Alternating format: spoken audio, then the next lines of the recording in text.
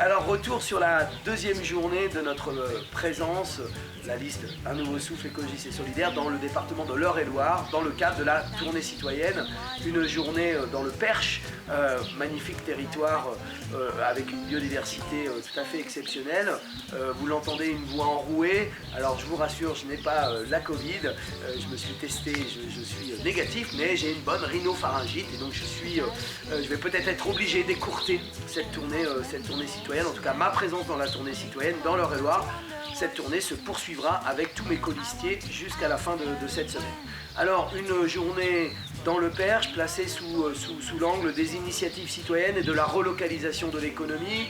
Nous avons rencontré des agriculteurs, certains conventionnels, d'autres sur des modèles paysans et bio inscrits dans les territoires, notamment qui travaillent avec des AMAP, avec de la distribution en circuit court, mais pour tous le même cap, faire en sorte que nous ayons une agriculture attractive pour les jeunes, que nous ayons des personnes qui ont envie de reprendre des exploitations, que nous donnions les moyens d'aimer ce fabuleux métier nécessaire, indispensable à nos vies, mais aussi faire en sorte que la valeur ajoutée, l'économie de l'agriculture serve nos territoires et ne serve pas des chaînes très longues d'intermédiaires qui évidemment conduisent à appauvrir nos agriculteurs, appauvrir nos territoires et créer un modèle totalement déséquilibré.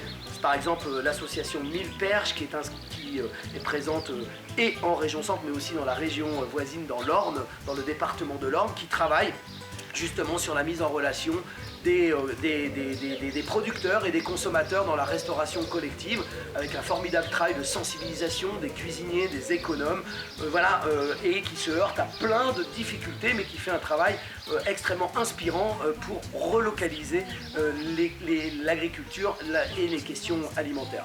Mais aussi des rendez-vous avec des acteurs culturels qui initient des actions dans les territoires. On a vu tout un collectif qui travaille sur les cultures urbaines, notamment sur le graphe, sur les musiques urbaines, et qui, à Nogent-le-Rotrou, essaye de faire vivre cette pratique culturelle dans le territoire. Donc ça, c'est aussi des initiatives qui donnent de la force et de l'avenir à nos territoires.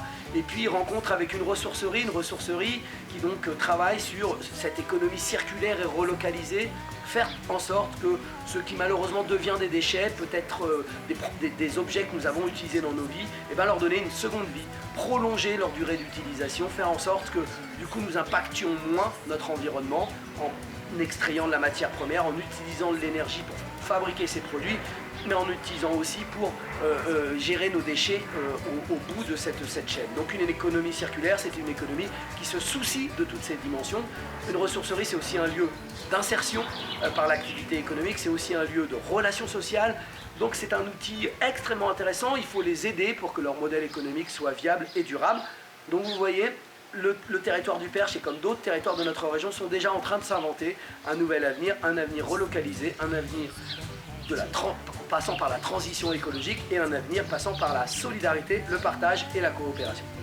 Donc rendez-vous à Dreux aujourd'hui pour la troisième journée, qui sera sans doute ma dernière journée cette semaine dans l'Eure-et-Loir, mais je ferai une petite conclusion sur cette tournée citoyenne dans l'Eure-et-Loir. Merci.